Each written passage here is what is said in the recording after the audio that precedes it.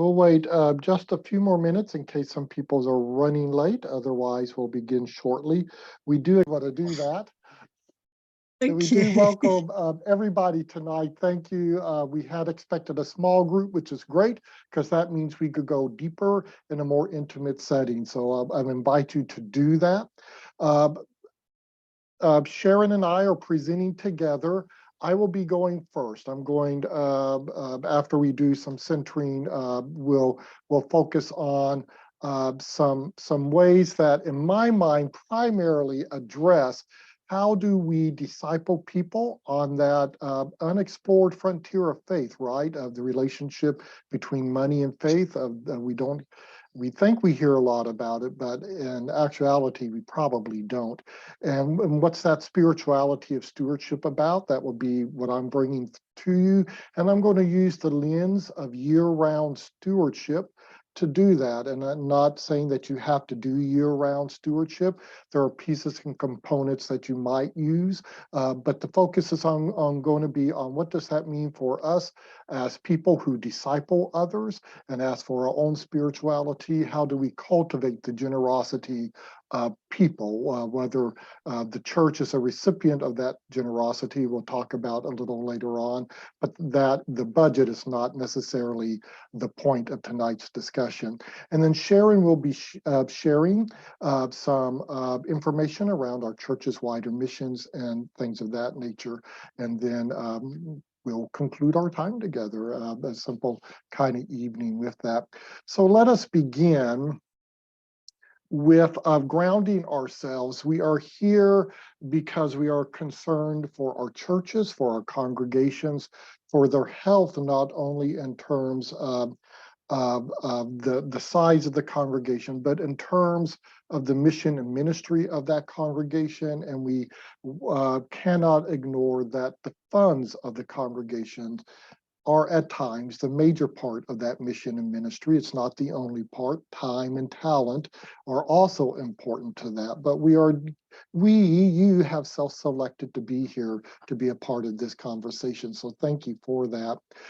Discipleship, I don't want to, I'm reclaiming a very old word here. I know that discipling or discipleship for me is that deepening of our spirituality so that all areas of our living and those that we try to keep close from God can become open in presence, right, to the divine presence, to the presence of God within us.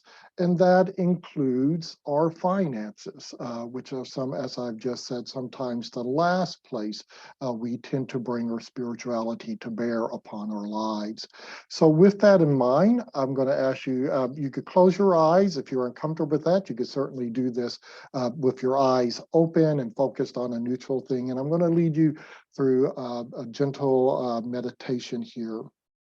I want you to imagine that you have been left the most gorgeous house you can place in your mind, a mansion beyond the beauty of any mansion you've ever seen, seaside home beyond the beauty of any seaside home you have ever seen. Imagine that place, and you have inherited that place, but you have not been given the key to it. And so you go to live there, and all you could do is around back where the garage is to put up a tent and live in the tent outside of that beautiful place. So I want you to imagine that. Imagine your little tent on the backside of the garage, on the backside of the beautiful place that belongs to you, but you do not have the key to enter. And then imagine that friends and families are coming. They've heard of this beautiful place. You love this beautiful place. You have told them of this beautiful place.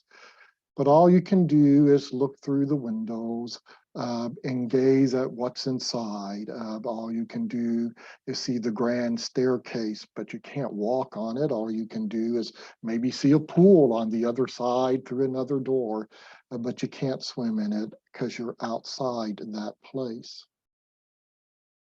Now, imagine that place that you have been outside of all this time, you are really inside of. and you have just not known it. This is life in the being of God. We often feel we are outside of God when our being is within God all this time, if we but could be aware of it.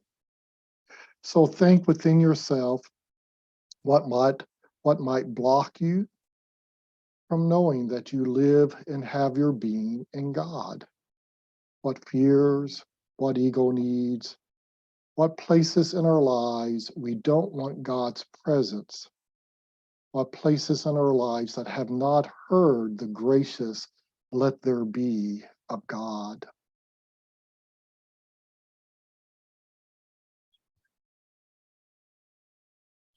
Know that you are in the mansion, even if you do not recognize you are in it. For God's love has provided this for us and will never take it away from us, patiently waiting for us to become aware of being inside of God. Hear now this famous kind of meditation, Father meditation from the Psalms. Be still and know that I am God.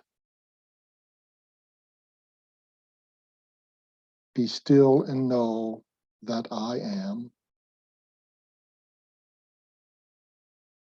Be still and know.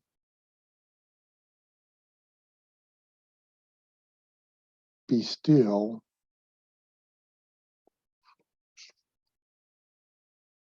Be. And now with your inner voice, let us join our hearts together in the Lord's Prayer, praying, Our Father, who art in heaven, hallowed be your name. Your kingdom come, your will be done on earth as it is in heaven. Give us this day our daily bread, and forgive us our trespasses as we forgive those who trespass against us. And lead us not into temptation, but deliver us from evil. For yours is the kingdom and the power and the glory forever. Amen.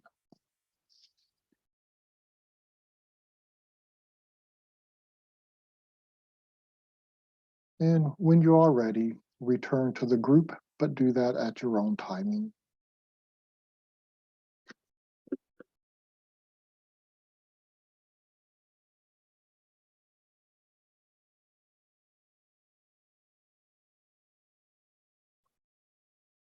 This is what we are after when we talk about our finances. Making sure that people understand that that too is in the luring love of God, and it is not outside of God. So we're going to begin our presentation. I'm going to share screen here. This presentation will be emailed out to you, whether you want it or not, you're getting it, will be emailed out to you. So I wouldn't worry about taking notes per se. I really want you engaged in the conversations and in the pieces we're working with this evening. And I'm going to look for Lori that is up on screen. Am I correct? All right. So welcome to Cultivating Generous People. Uh, Again, I'm David Popham. Sharon Matsuyama is the stewardship chair, or I should say the chair for our stewardship team. Our stewardship team is one of the missional teams of the Conference Council. You can see there what the purpose of the team is about. At this point, the team is Sharon as chair, and myself as staff liaison. So if you're so moved after this presentation that you might like to explore being a member of this team, Sharon would be very grateful, and I will be happy as well. So I'm just going to put that out there. But I do want to point out that we are a missional team of the Conference Council. So here's our problem as I see it, right? Faith and money, in my opinion, is one of the least explored frontiers of spirituality. And there's a number of reasons why it's at least explore, right? The fear of being categorized as a money hustler. I'm a preacher and all I ever preach about is money, money, money. We've seen them on TV enough. Personal confusion over the mixed messages of the Bible, correct? Abraham is described as being rich. Isaac and Jacob are described as being filthy rich by the standards of that time. The kings of Israel and Judah have the same standard. Then the prophets come along and they say, oh, that's terrible. Riches are terrible. And we have Paul saying the root of all evil is the love of money. So we don't know even from the Bible what it is we're supposed to do with the material possessions and the funds that come our way. And then there are feelings of inadequacy in managing personal finances, particularly among clergy, and it becomes difficult then for them to disciple in the area of finances. And then a failure to understand the role of finances in the life of discipleship. We often, because if I don't do finances well, I'll leave that up for them to figure it out, and we often don't do that well. The number one way, by the way, that you could get young adults to your church, I'm not saying they'll join your church, but I'm saying they'll come for this, is to offer financial literacy classes. Even if all you're doing is buying a CD that tells people how to do it, young adults will turn out for that because this is always listed among the top 5 concerns of young adults. We don't know how to handle our personal finances. So be aware of that. I'm going to ask you, and only if you feel free, this is by invitation, what reasons have you struggled in your churches, or maybe what reasons do you believe your churches might have struggled around having these conversations around finances?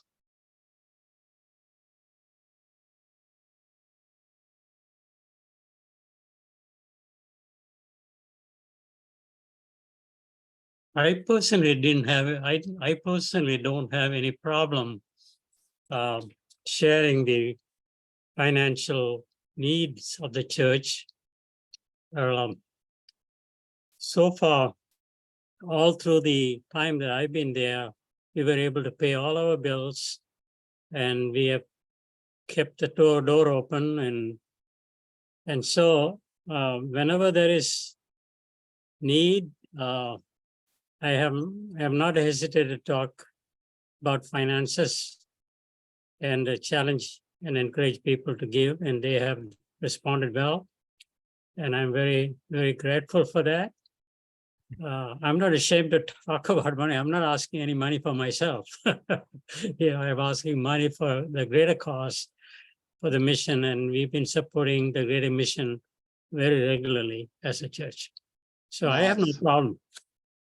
Good, Sam. You should be leading this conversation, not me, but thank you for that. The solution to the problem, in my opinion, is discipling for faith and money, as Sam has somewhat modeled for us here, right? And we have this in the Bible. Abraham, the first major character in the Bible following all the what's called the that area of from Adam up to Noah, is the first to say he gives a tenth. And then the prophets, of course, are very opinionated as to what should happen with wealth and how wealth should be distributed throughout a society. Jesus has a lot to say. It is very true that in the Bible, there are more sayings of Jesus around money and our relationship to wealth and mammon, to use that word, material possessions, then there are sayings attributed to Jesus about heaven and hell. So that wasn't a major concern for Jesus. There's a commitment to allow faith to penetrate all the areas of our life as people who are members of churches. That's part of the reasons why we continue in these communities and fellowships of Jesus. And that's because we do want all of our lives open and present to the let there be of God, right? And I think year-round stewardship can be a tool of discipleship for addressing these issues. It's not the only tool, it's the one I'm familiar with, and I hope can be of good use to you all as well. So we're going to begin the year in the summer. If your giving emphasis, your pledge falls in the fall of the year, I know some churches, their pledging emphasis falls in the spring of the year. So for you, we're going to be starting in winter. The pictures won't match, so my apologies for that. And if you are in a smaller church, one of the gifts, right, of smaller churches is that they pay their bills. They'll squeak by, but they will pay their bills. It's hard to find a smaller church that has any significant amount of debt.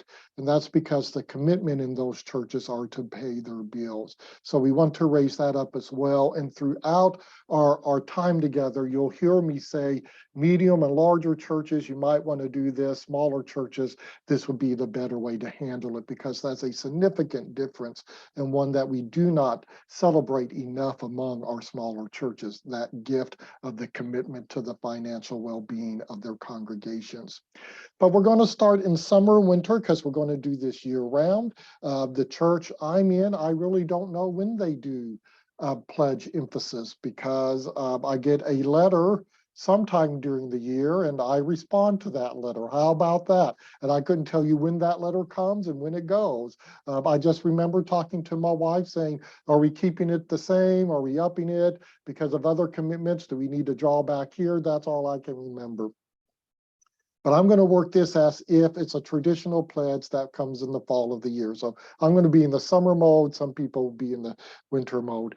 You start with developing what's called a giving tree, which is kind of a pyramid, as you can see there, with a nice little stump at the bottom. Ignore the stump. It's the pyramid we're interested in. And what you're going to do is you're going to have your treasurer sketch out what people give. Those starting at the bottom, those are the lowest givers, and working up to the higher givers, right? And you will find, not surprisingly, this is a well-known truth within the church, that 20% of the church budget, 80% of the church budget is supported by 20% of the church, and 20% of the church budget is supported by 80% of the church. You're not going to change that. That's not the purpose of the giving tree. The purpose of the giving tree is to understand where we need to aim our discipleship efforts, right? So you got 10% that are top givers, 10% that are in the middle giver group, and then 80% in the lukewarm group. And I'm using that word purposefully because that is a biblical term. You are lukewarm, you're neither hot or cold. And that biblical term is used for us to understand that our discipleship should mean more than just sitting on the fence. It is a challenge to enter fully into the life of Christ, of God and Jesus Christ, and not to just be about entering that light. So here's the givers overview. The top givers typically are highly motivated by their relationship with God and the values of the congregations. And so they are excited by opportunities to be generous. These are people you can ask, and they will probably find money to help you. They are great disciples. Those are hot disciples. And often the smaller churches, you're full of hot disciples because that takes commitment to be in the smaller communities of faith. People know that, and they're highly committed to one another. Our middle givers, they are people who are on their way to becoming the very hot givers, right? They are motivated to do the right thing. They are seeking what to do better, but not sure what better looks like. So these are people who need some guidance, who need some deepening of their spirituality, their walk with God through Jesus or Christ. They will increase generosity if they believe a project is worthy and furthers the values they want to see in the world. And you notice that in between, right, between the top and the middle givers, Values are an important piece. The top givers are saying the values I want to live out in the world, my church embodies. And the middle giver says, I have these values I'm living out in the world, and I think the church allows me to foster these values too. That's kind of the difference between the two. The lukewarm people, they are the people ripe for discipling. So you see that 80% of your congregation is waiting to be discipled into generosity. And if you are a minister or a congregational leader, I think that's a beautiful lens to think through. My congregation is waiting to be discipled into generosity, because that's what we're after. How do we open up a person's being, their whole being, to the let there be of God's gracious love? So we're still in summer, and what you're going to do is to reap the wisdom of the hot. These people are not only good for support, right? They're good for understanding and insight. And you do this through a very short survey of the 20%. And you could use these questions. You could develop another set of questions that would be appropriate for your congregation. That's fine as well. And so, and these are questions that were used in a congregation I was on their stewardship team with. Our goal is to become a congregation of generous people. That was the purpose of that stewardship team, to grow generous people. Whether they gave to the church or gave to the wider community, that was a decision between them and God. Our goal was to disciple them in generosity. So we are wondering, as one of our more generous givers, what inspires you? What inspires your giving? Question number one. What do you love about the church? It's another way to ask that question. Question number two, we know that being generous requires sacrifice, commitment, and dedication. How have you cultivated those values? That question is about one's relationship to God and one's character and integrity. It's a beautiful question to ask and to honor your top givers with. Question three, have you ever foregone or delayed the purchase of consumer items to make larger gifts either to the church or to other causes? Please describe what motivated you to do so. So see, this question gets again at that motivation. What's the why here? And how can we take that motivation and share it with the broader church? And then help us dream big. What priorities would you identify as most important if congregational giving met our budget in full? So here you are inviting people into the vision of the congregation and what our future is going to look like. Four very powerful questions. So I said you can use those, or you might have some other questions which would be more important or more appropriate for your particular setting. So what happens when you send this survey out? Will people get angry at you, these top 20 people? You're not supposed to know I give this much, right? Not at all. They are going to feel seen, heard, and appreciated. They will say, we are seen. And we know, right? This is a major spiritual condition for humanity. This is in the Bible, right? Adam and Eve hid from God, and humanity has been seeking to be seen ever since. So let them know they're seen. Let them know they're celebrated. Let them know that you know they're important to your congregation. They will love you for it. I've yet to have anybody react negatively to this. Not all surveys are created equal. Here's a place where we need to differentiate between the size of churches. If you are in a smaller church, you don't need to do a survey. You probably know who your top givers are, can have a very good guess at it. If you can't tell, I think a minister ought to know who gives what to the church, not because your minister is going to love some person more and another person less.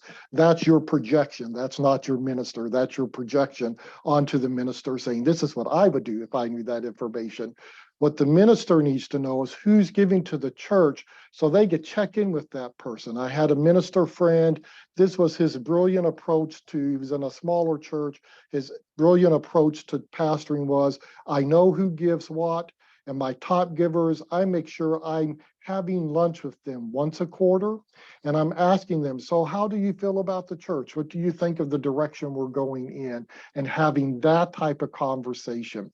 Brilliant. It worked across the board for him. And I know it did because he left and the next minister in, wasn't smart enough to do that, and things got into trouble really quickly. Now, let me differentiate church sizes here. Smaller church for me means AWWA is average weekly worship attendance. So if you're 75 or less in your average weekly worship attendance, in my opinion, you fall into that smaller church category. If you're 75 to 150 in your average weekly worship attendance, you're going to be a medium-sized church for the purpose of this conversation. And if you're 150 plus in your average weekly worship attendance, you're going to be a larger church. What does this mean in the age of hybrid church attendance and how you count people? I don't know. Just be consistent in how you go about counting them. That's going to be the key. If you count them all as being present, count them all as being present. Some people count them as half people and stuff like this. I don't care about that. Just be consistent in your counting in doing that. Medium-sized churches, larger churches, you really will want to do the survey because it'll be a larger group of people that you're seeking that information from because you're in a larger setting. So please be aware of that. So here are the benefits, right? Love. You're going to find out what people love about their church, and you're going to be able to celebrate that because now you can articulate it for the church. Vision. You're going to find out what people hope for their church and about their church. That becomes part of that discussion. And values. You're going to find out what it means for people to invest in their church. This is what motivates me. This is why I give to this church. And those are beautiful stories to hear. They're beautiful stories to share. And we'll get into in a moment as to why we're doing that. This is what I call the stewardship why. You are now able to articulate a spirituality of finances as it is formed in your church. That's the stewardship why. Why does stewardship matter to this congregation? And it's not because of something I said or the national offices produced. It's because this is what is formed within your congregation. And you're going to know that based upon the surveys or the conversations you will have with your top givers. That's the stewardship why. So we're moving on. Any questions before we move into the fall of the year or the spring if you're doing your emphasis in the spring? Quickly looking. Okay, I don't see any hands, so I'm moving on.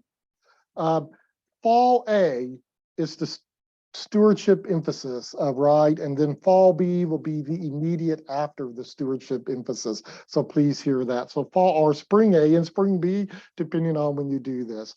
So you're going to develop your congregation's spirituality of stewardship based upon the stewardship why of your congregation.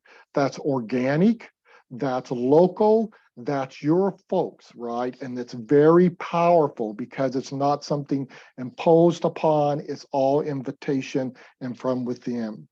The stewardship why is an issue of spirituality and discipleship.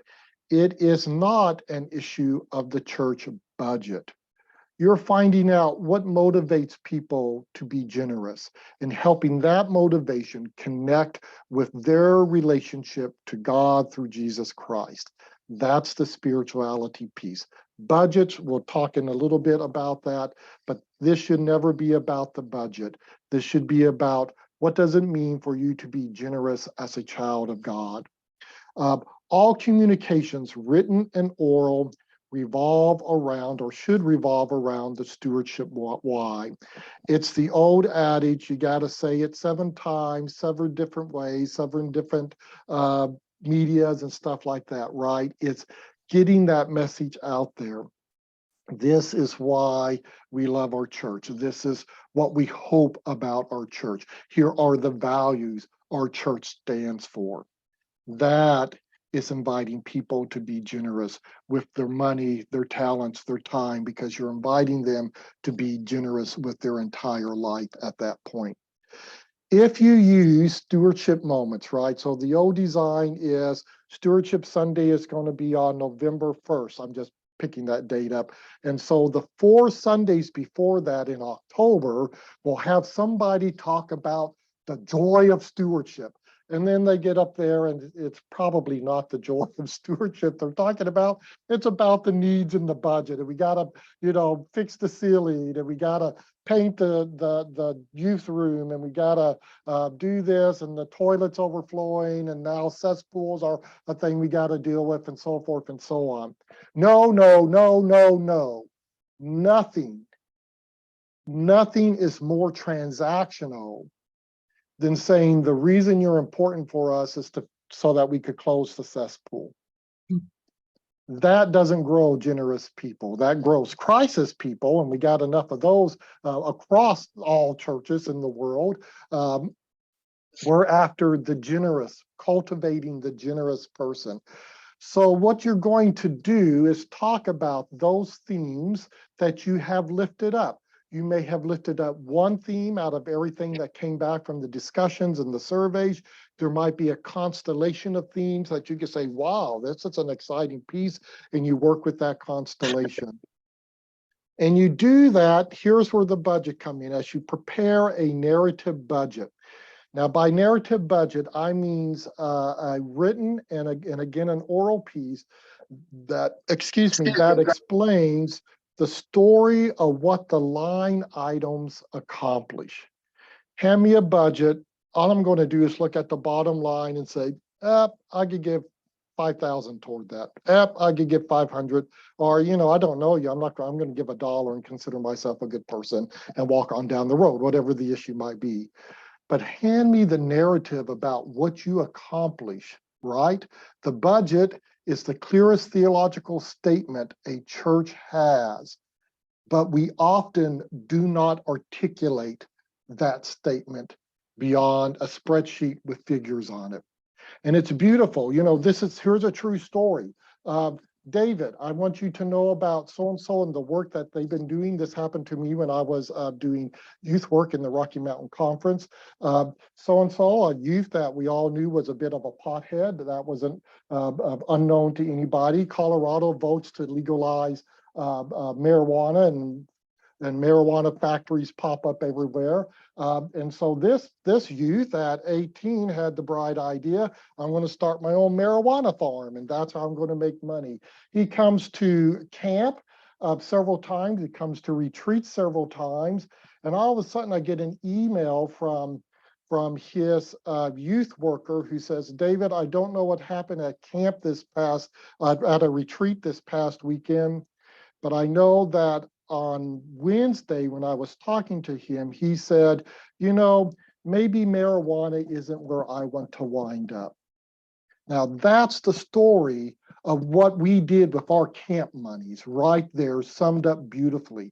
That's the narrative budget. And you'll group that, right? Your budget's already grouped together by ministries or different sections. So you just group them together, tell the stories of what that money accomplished. You're going to do it both in a written form with beautiful pictures, by the way, with permission, get your permissions to do that.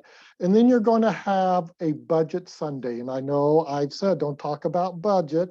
Here's my one exception to that rule. Your budget Sunday can be your stewardship Sunday if you choose to do that. It can be the Sunday before.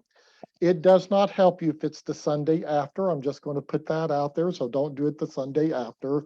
And what it is, it's where there is no sermon. It's where the leaders of the church, and if you have missional teams or something like that, it'd be the leaders of the missional teams, get up and say, here's what we've done with this money this past year, and here's what we hope to do with it. And they lift up, 2 or 3 stories about how that money went to transform people, because that's what the budget does. It enables the churches to touch lives. was the transformative love of God, right? And so that's what you do on Budget Sunday.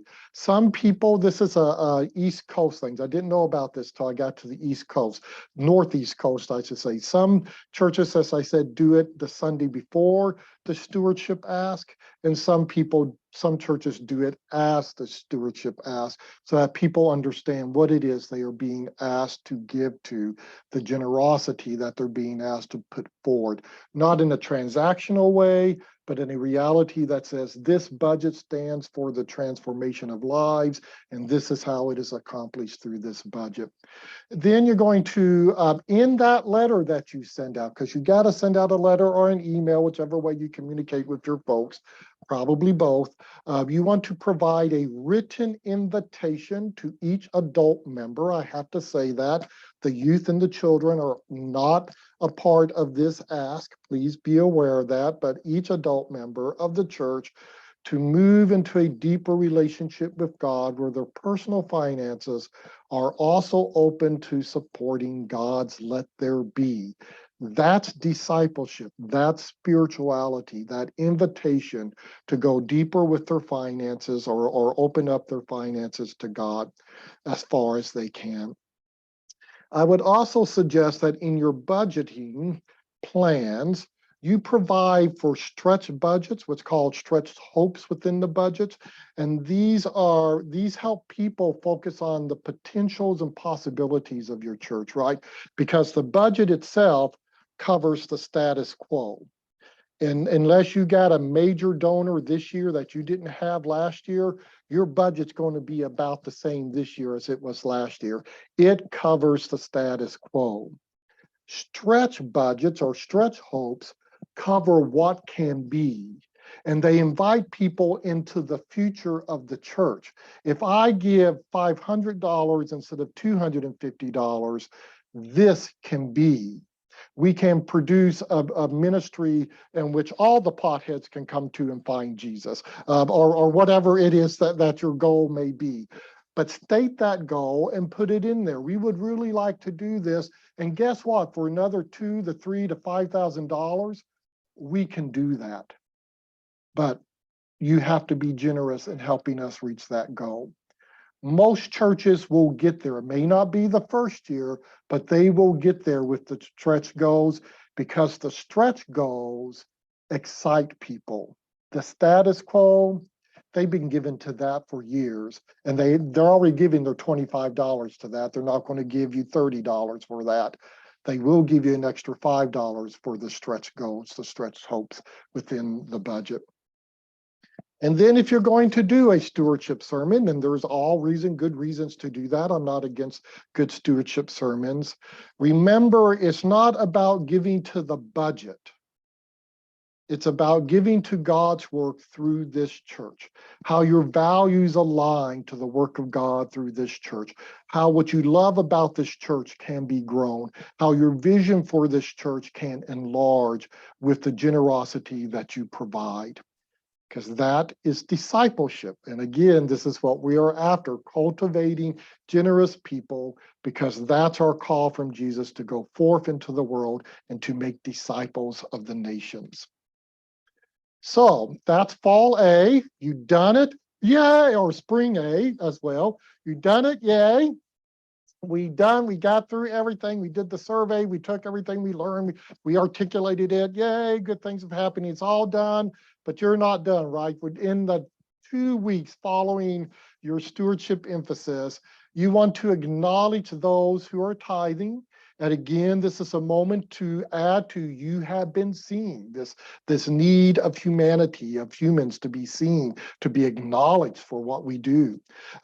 You want to analyze giving patterns, first-time givers, those raising their tithes, those lowering or stopping their gifts, because not everybody's going to respond positively to that. Pastors, you should be prepared for personal contact with those lowering or stopping their gifts. This is an issue of the soul. And this is why you are pastoring that church, to be the doctors of people's soul, to draw on a very old image of what pastoring is about. Again, that's a discipleship issue that we are dealing with there. And then take a well-deserved break and enjoy the holidays and let it go until, of course, winter or summer, whichever way you're going, rolls around. But this is simple. In winter and time, I'm thinking February if you did your emphasis in the fall.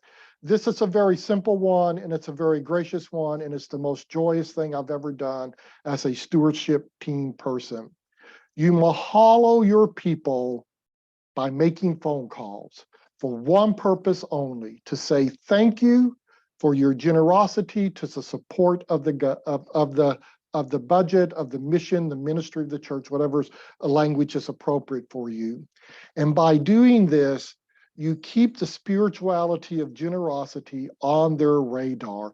It is not just a once a year thing and then it's done. It really is our full lives opened up to the let there be of God. And it's a very simple thing that you say, right? Hi, this is David from the stewardship team. I'm just calling to say thank you for your financial generosity toward the vision of this church.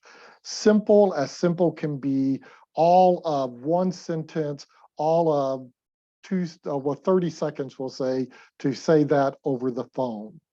Be prepared, though. Having done this for a number of years, be prepared. One, you're going to leave lots of voice messages. It just happens. People are busy. They're not going to be picking up the phone. That's fine. If they know your phone number, some of them are going to call you back and say, wow, thank you for that. That was very nice of you. You'll get genuine surprises and welcome for the thanks. Why? Because people have been seen. You have met that basic need of their humanity. You might run into people who made the pledge at that time, but have not been able to keep up with their pledge, or maybe hadn't started pledging. These are normally your first time givers. That's why it's important to know who those first time givers are.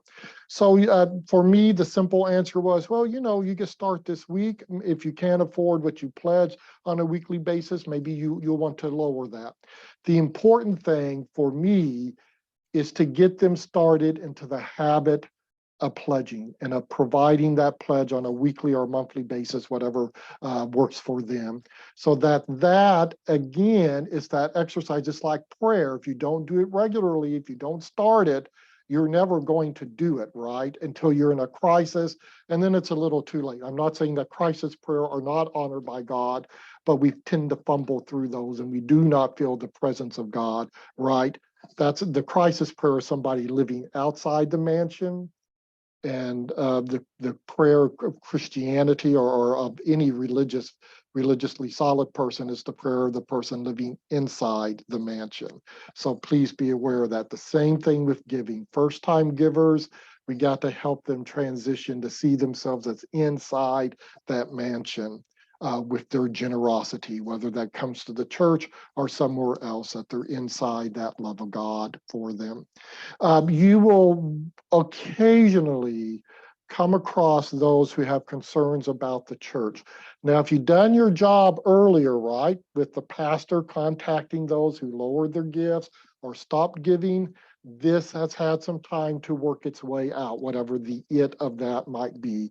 But occasionally you'll find somebody who's not happy with the church, and all you say is, I will alert the pastor, I will alert the moderator. It's it's not your business to engage that level of conversation. It is your business as a person developing generosity to be aware of it and pass it on to those within the congregations whose business is to engage in those deeper conversations of concerns about the church. So that's in February. We can rest, right? Spring comes around, or fall, depending on when you moved on. So this was, at this time, we're looking April, May at the latest, I would say April. Opportunity to build upon the data and success and to vision the next stewardship emphasis. You're going to build upon it. You don't have to create a new one. So what data points might be brought forward from the original 20% survey, or if you had conversations from those conversations that you didn't use the previous fall? And can they be used now to build this larger picture of what the church is about, what people love about the church, what people envision for the church, those type of things. What did you hear during the emphasis that you need to learn from and incorporate this time around? Because people will be speaking to you. So take that feedback in and take it seriously. This is going to sound a bit transactional, but it's a way of tracking. How is the pledge follow through coming along, right? Particularly if one of your goals is X amount of first time pledgers. How is that coming along? Do we need to do a little more walking with people there? We just talked about that in the previous slide. Be aware of that. Were we able to support any of the stretch goals this time around? And if so, lift those up in church and celebrate them. Because of your extra giving, because of your generosity, we are now doing this, or we will do this next month, or whatever the plans around that may be. And then sketch and outline any ideas, assumptions, perspectives that would help the next generosity of discipleship emphasis.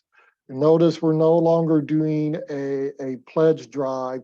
We are now doing a generosity of discipleship emphasis. That becomes very important, that your lens is changing as you walk through this year as well.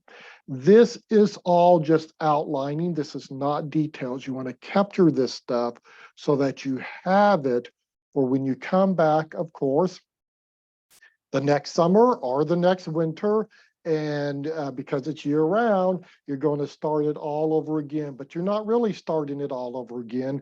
You're building forward from your success from the previous year. So you're strategizing for helping those in your congregation to engage in exploring the spirituality of stewardship. I've used a number of words here: generosity, spirituality, discipleship, cultivating. They're all pointing to the same thing of helping people move from the tent on the backside of the garage where they think they're at because they don't have the key, to understanding that their life and their being is in the midst of God, and it's always been there. So think through the picture that you carry around in your head about the issues of faith and money, and because that's going to be important. And what about that picture is good? What about that picture might be a bit wanting, right? So you got to think through that. Two good resources: The Paradox of Generosity, Giving We Receive, Grasping We Lose, by Smith and Davidson. I think you could get both of these up on Amazon. The other resource, A Spirituality of Fundraising, of Henri or Henry Nouwen. If you are a fan of his, this is a little gem of his that he wrote on the spirituality, that whole spiritual aspect, not necessarily to fundraising, in my opinion, but to cultivating generous people. And it's a short little book that could be read, to be honest, in an evening if you want to, if you really want to sit and meditate with it, which is what I tend to do with Nouwen writings anyway. So I did not get through it quickly. The other resource is the UCC Optics. They're in the back of your desk calendar if you have the UCC desk calendar. Andrew Warner in particular is a great help there if you're looking for some language and some ways to articulate some things. He's the person there who does that for the national offices and is very willing to work with individual churches and stewardship people within those individual churches. He's a great guy. I've come to know Andrew well and appreciate what he brings with him. Also, during the summer, you want to think through the picture your congregation carries around in its communal head about the issues of faith and money. That's the important picture, because that lens will set how people receive what it is your ministry, right, of discipling here, how they received that.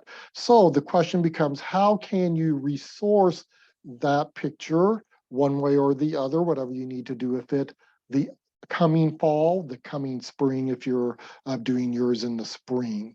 The answer to that question, by the way, you already know, because it's in the Stewardship Why that you figured out the previous year from the surveys and the conversations.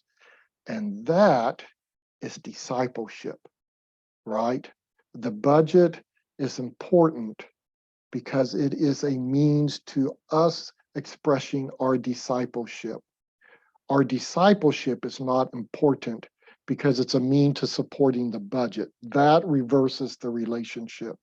The budget is important because it's a tool, a means for us to express our discipleship, our love and appreciation for God, for the church that we are a part of. So that's it. Thank you for your time, at least in this part. Questions? I forgot to pause after fall before winter and after winter before spring. So any questions at this time?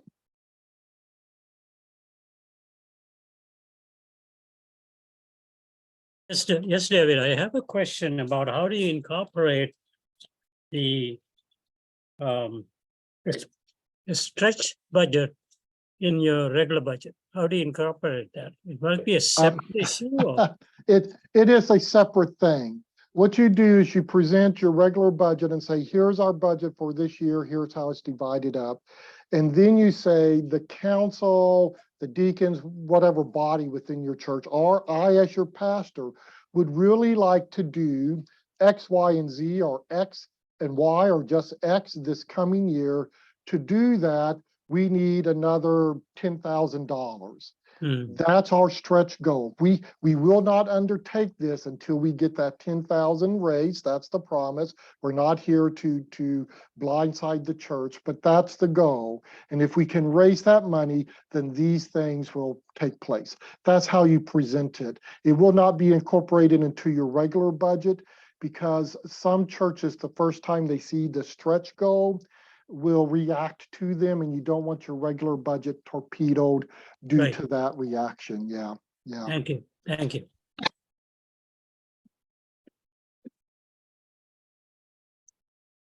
Other questions?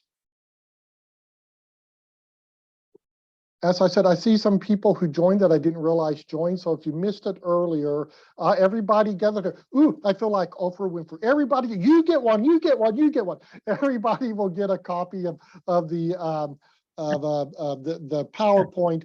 Whether you want it or not, you're going to get it. Maybe it's the curse, right? Instead of the blessing of Oprah, you get the curse of the conference minister in that. So you will get that, and you could do whatever you want to with that. There's nothing in there that's original to me, so I consider it all open. I didn't footnote any of it, so I consider it all open knowledge. At least I hope it is.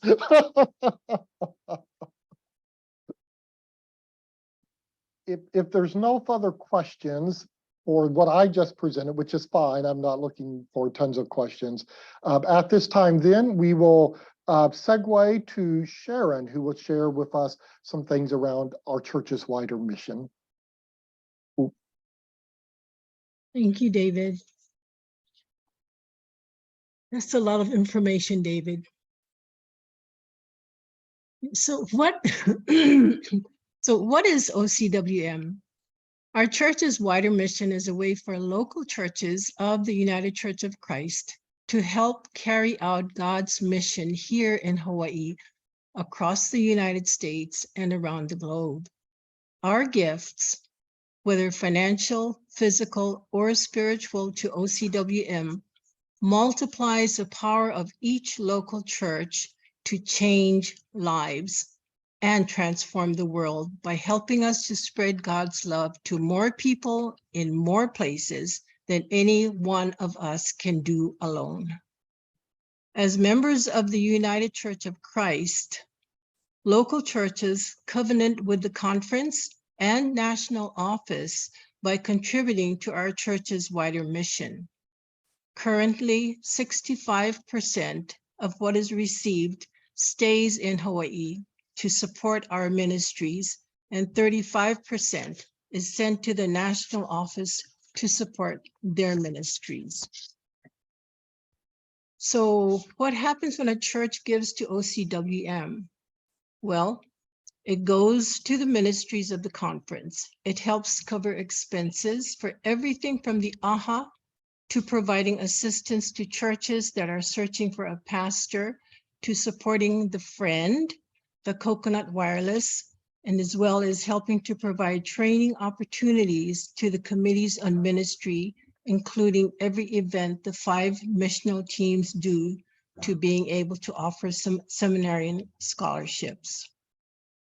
Just for information purposes, as of March 31, 2023, a total of $185,495 has been received from churches. That is 30% of the conference's total income. Number 2, 61 churches out of the 119 churches that we have locally have, or 51% of the churches have contributed to OCWM. 100% of the churches, however, are able to benefit from the ministries and services OCWM provides. That being said, that's all I have to share with you right now. But without OCWM, most of the services and ministries the conference provides would end or become too expensive for most churches to participate in. Think about it.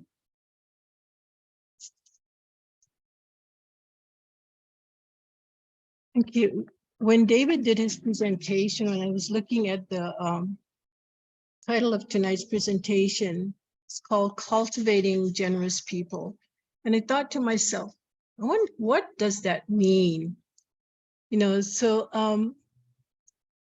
as I was getting my portion together, I thought, you know, that was something that I would kind of throw out at you folks this evening, if you've had a chance to think about that title, Cultivating Generous People.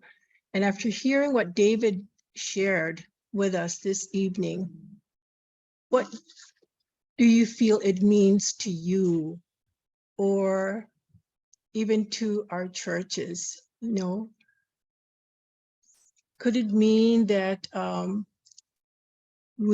if we work together with the Hawaii Conference, United Church of Christ, we can do it covenantally with each other so that we can help each other and help our churches as well?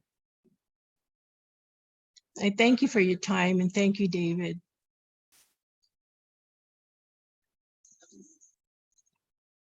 Thank you, Sharon. Again, questions for Sharon about OCWM or some of the work of the conference. Sharon may pass those questions on to me, and I'll be happy to pass them on to Lori.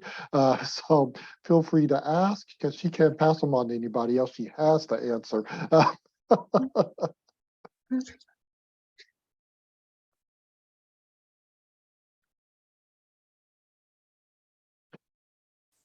If not, it's not our goal to. Oh, Sam, were you going to say something? Yes, recently in last in the month of March, I had the opportunity to go to a mission trip to India for 3 weeks, and was primarily training the nationals churches to start new churches, and how do you go about starting new churches, and how do you support those churches.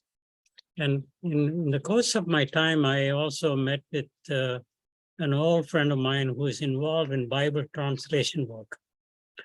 And I was very fascinated to find out that there was one particular group that they don't have the Bible in their language, but on their own, they were able to put together a team translating the Gospel of Mark. They're almost at the point of finishing the Gospel of Mark. Now, in the process, what it is, they have to verify the translation by some people, make sure before they start printing. So I reached out to our West Hawaii conference, West Hawaii Council, and then talked to Sharon, and I would like to financially help them print that gospel. That's about 5,000 people, and it costs about $1 for a gospel to print. And they can print it much cheaper there than anywhere else. I have checked out in Singapore and about the cheapest place they can get printed. I met with a printer. So how do I don't know, it's part of our conference, national conference or state conference. If there's any program like that to support, how do I go about approaching properly so that we can get some funding as well as accountability? I do not know of any funding within the conference that fits that particular category. You could reach out to Karen Georgia Thompson at the national offices. She's our ecumenical officer. Okay. And whether there's funds there or funds somewhere else, she should know about that. Here's the caveat. Two things. Karen is the administrator for the General Synod, so this is a busy time for her. And Right. two, right, she's the candidate to be the next General Minister and President of the UCC. So you may, I would say, reach out now. But if you don't hear anything, you may have to reach out Right. after General Synod and things have a chance to calm down there for Karen. Yeah. Okay. Thank you.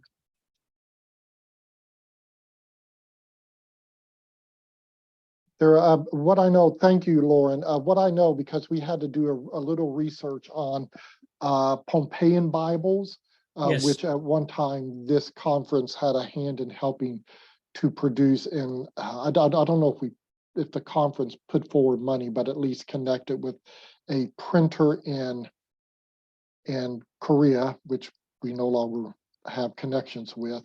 And so I went looking for who could help with that. The United Bible Society they do have chapters that are regional, right? So there's the Southeast Asian one, there's the Pacific Island one, stuff like that. So Lauren, yeah, you're right. That'd be a place to start with, but you just be aware you may start with the offices for United Bible Society, and then you'll get passed down the road. I think I finally wound up in Fiji. I was in Australia, then I think I wound up in Fiji at one time, and there's where the trail went cold for me. So just be aware of that. Okay. However, these Bible societies, this is the reason why they exist. And I think particularly to a population that does not have the Bible translated into their mother tongue, they'd be very anxious to be a part of that translating. Oh, thank you.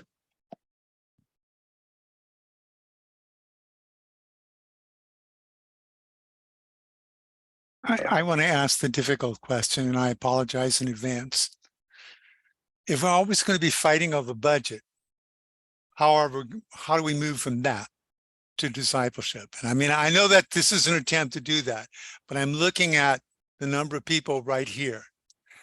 And you hear what I'm saying? Sharon, I'm not laying it on you, kiddo, but I think it's all our responsibility. But somehow, I don't know.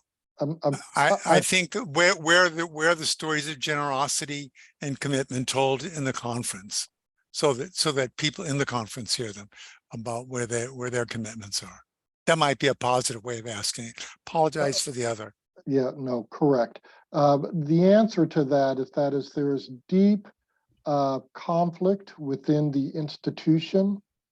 Your budget's not going to ever resolve that conflict. You got to start somewhere else. And unfortunately, that's where the Hawaii conferences was last year. I suspect it'll be again this year. Although we are hoping to do if you're part of the Aha Makua, that portion of the Aha Pa'aina, on Friday evening, June 16th, if I got the right date in mind. That's where the budget workshop will take place. So that will be a place where we can share those stories. We try to do that in other places. They typically are written communication. So do they get read? Do they get remembered? A whole host of probably no is the answer to those pieces. So it does. And again, I'm not looking at Sharon. This is squarely on this desk that I'm setting at better ways to communicate out what it is that this conference is able to do and how it is able to share that great let there be of God's vision for creation.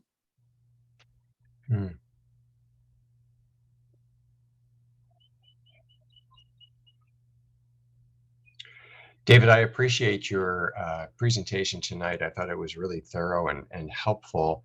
And I really am intrigued by Sharon's question of how do we, about the theme of cultivating generosity. And I really like the agrarian theme of that and the agrarian nature of that, of it takes time, it takes digging, it takes fertilizer, it takes watering, it takes failure. Sometimes it doesn't work. And I think it's an interesting theme to noodle on for not only 1 year, but a multitude of years. Sometimes the ground needs to lie fallow. So I appreciate Sharon your question on that, and it's going to be sticking in my mind for a while. So thank you for your presentations this evening. Thank you, Scott. May I give a testimony? Sure. I didn't pay her to do this. You have a lot of faith in me. You know, there have been various programs that come along from the denomination and elsewhere. I think Giving Stewards was one that I was greatly influenced by, where churches shared people. You know, someone from this church goes to that church and gives testimony about blah, blah, blah. So that stuck with me. And in a church that I served, one of the things that I did was, because, you know, in the service, at some point, it's like, and now we will collect the offering. It's like, oh, what a boring set of words, right? It's like, now the ushers will come forward and collect the offering. Okay, well, that's a really stupid variation. I mean, it's just, it's so not. So what I did was I invited, I worked on training all the lay leaders who were going to be worship leaders, and talked with them about, instead of saying, now let's give money, or the church needs money, which some would say, it's like, how about if you gave like the shortest of testimonies of why you contribute to the church? Obviously you're standing here reading the Bible or doing the litany. How about if you say why you give, whatever you give, time, talent, treasure? And it took a while, and, you know, people, public speaking, unplanned, it took some doing, but people eventually started to grasp the idea of the bidding of the offering being a time to give a mini testimonial about why they contribute to the offering. So it's my understanding that church still does that, and that's you know, it's been remarked on by people. But it's another, it's more to the offering as opposed to the stewardship time of year, but it does use individual stories. So they're not just telling me. I mean, I hear you, David, that like they would tell the pastor, you'd go visit with them, but this is the church people telling the church people why I give my money, why I volunteer for these committees. And for me, it's firmly in the training up, discipling, not my language, discipling givers and generous people and thoughtful people. So it's a variation on a theme that might fit somewhere in this. I want to say something about Sharon, which talks about why I stay involved. Because when I needed someone to serve from the council on the trustees, Sharon agreed. And it was not something she sought. And I mean, and it's those kinds of stories. I think about the number of arms, number of people I've invited to serve on on missional teams and committees, you know, who say yes. So if you want to know why I hang in, and my story isn't always pleasant, folks. Lori's been around long enough to know, so is Sharon. Okay.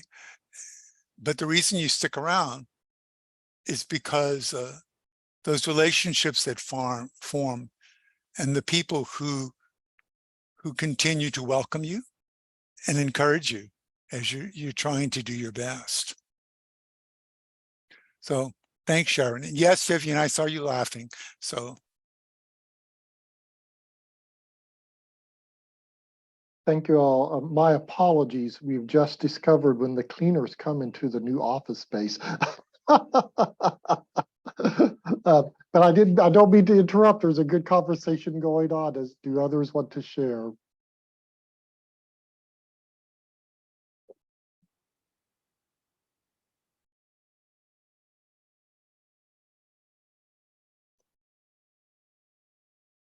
If not, that's fine. Thank you for your time this evening. Understand, I'm here, I'm in this office. So if you want to dig deeper into what I have provided, call me, email me, you can walk into the door, I won't close it on you. That's all fine. That's why this position exists in part, and I'm here to help with that. I appreciate Sharon. Thank you for what you brought around OCWM this evening. That was very lovely, and thank you for what you do as not only the chair, but in reality, the sole member of our stewardship missional team. You have been tenacious with that and hanging in there. So that is much appreciated as well. Thank you, David. And I just want to say thank you to Jack. Jack, you were there when I started, so you are very aware of what went on. I've learned a lot, but I keep learning every day. You know, different things coming up. So I appreciate you.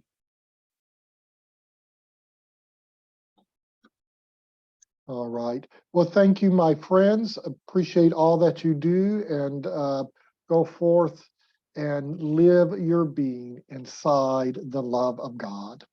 Good evening. Bye-bye. Bye-bye. Thank you. Mahalo. Mahalo. Ahui ho. How are you?